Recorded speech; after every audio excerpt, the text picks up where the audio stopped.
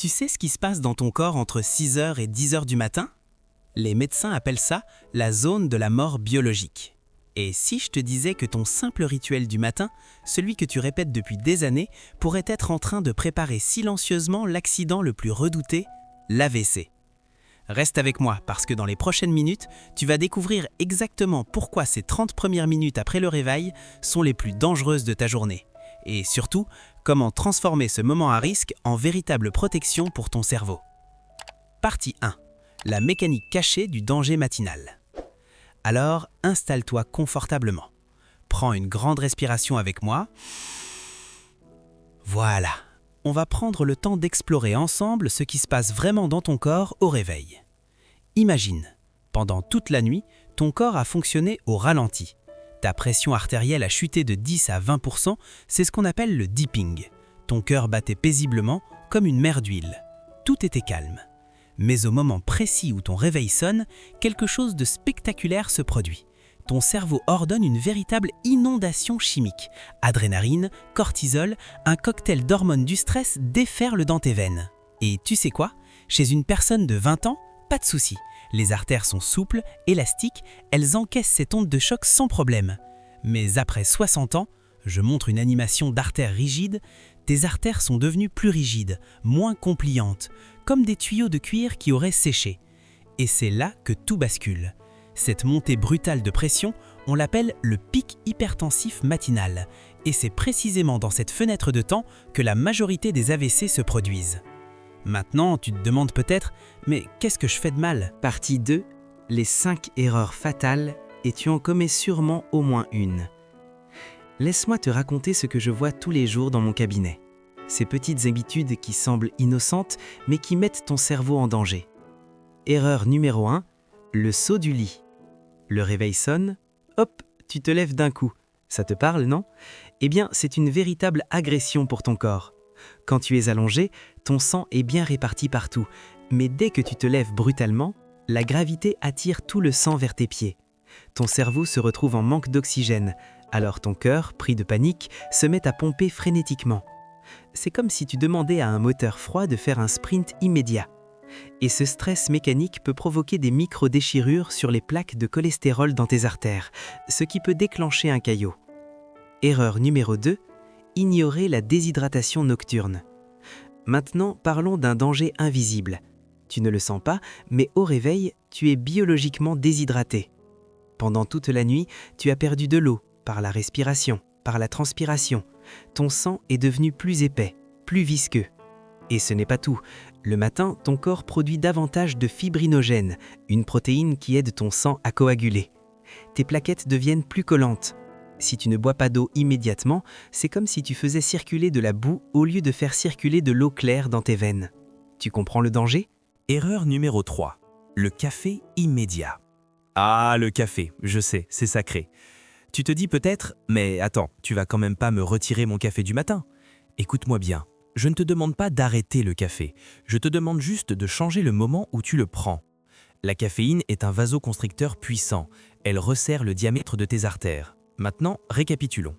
Tu as un sang épais, un cœur qui s'emballe, et tu ajoutes une substance qui rétrécit les tuyaux? C'est comme pincer un tuyau d'arrosage alors que le robinet est ouvert à fond. La pression explose. Erreur numéro 4. Le téléphone au réveil.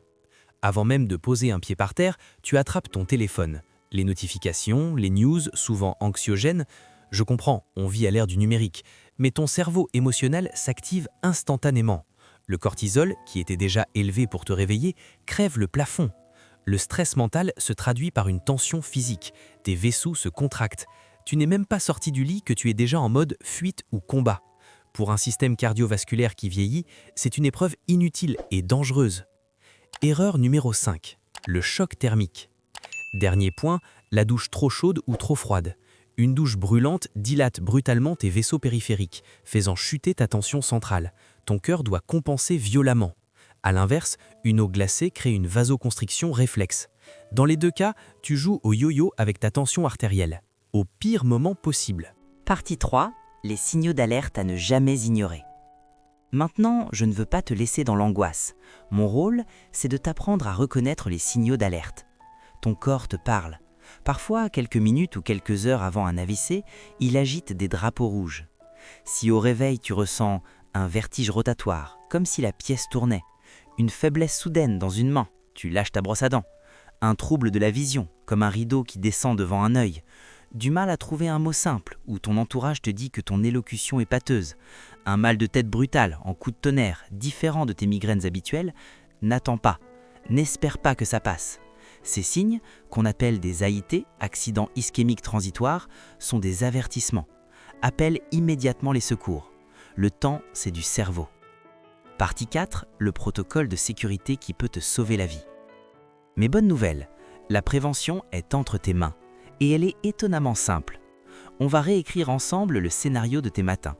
Je vais te donner le protocole exact que je recommande à tous mes patients après 60 ans. C'est une chorégraphie en douceur. Prêt ? Étape 1, la minute sacrée dans le lit. Quand tu ouvres les yeux, ne bouge pas tout de suite. Accorde-toi 1 minute. Respire profondément. Fais quelques étirements doux. Bouge les orteils, les chevilles, les poignets. Tu relances doucement la pompe musculaire. Tu aides le sang à circuler sans brusquer ton cœur. Étape 2, le sas de décompression. Ensuite, passe par la position assise. Assieds-toi au bord du lit et reste là 30 secondes à 1 minute. C'est le sas de décompression. Ça permet à tes barorécepteurs, ces capteurs de pression dans ton cou, de s'adapter à la gravité. Tu évites l'hypotension orthostatique. Étape 3, l'hydratation, ton geste médical numéro 1. Une fois debout, ta priorité absolue avant toute chose, c'est l'hydratation. Va dans la cuisine, bois un grand verre d'eau tiède ou tempérée, pas glacée. C'est le geste médical le plus puissant de ta journée. En buvant 300 ml d'eau, tu redonnes du volume à ton sang. Tu dilues les facteurs de coagulation. Tu laves l'intérieur de tes vaisseaux. Tu transformes la boue en rivière fluide. Étape 4, nourris-toi intelligemment. Après l'eau, mange quelque chose. Ne reste pas à jeun trop longtemps car l'hypoglycémie stresse aussi ton organisme.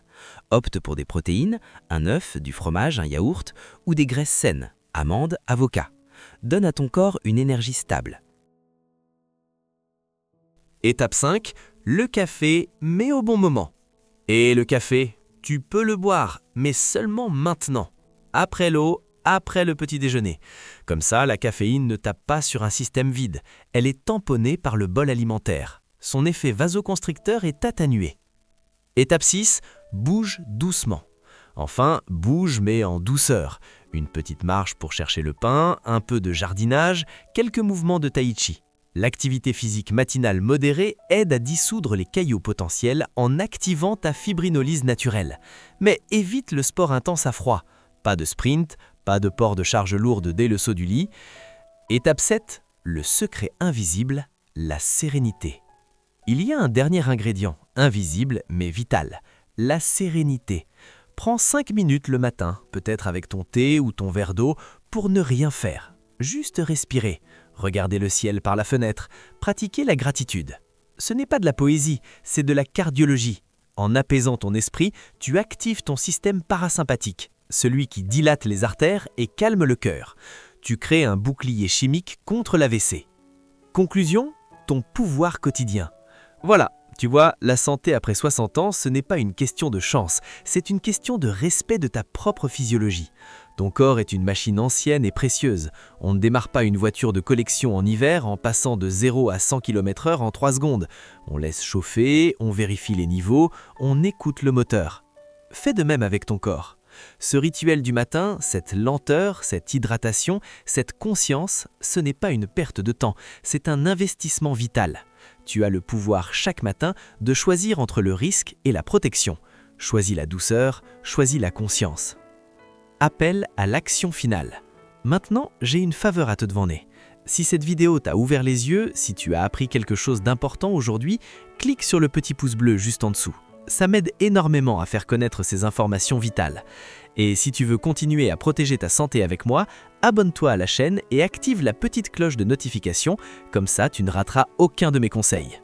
Mais surtout, voici ma vraie question pour toi. Parmi ces 5 erreurs, laquelle commettais-tu sans le savoir ? Écris-moi en commentaire, moi c'était l'erreur numéro, et dis-moi si tu vas changer ta routine dès demain matin. J'attends ton commentaire avec impatience et n'hésite pas à partager cette vidéo avec quelqu'un que tu aimes, un parent, un ami, parce que cette information peut littéralement sauver une vie. Je te souhaite des réveils sereins, des matins protégés et une vie longue et en pleine santé. Prends soin de toi.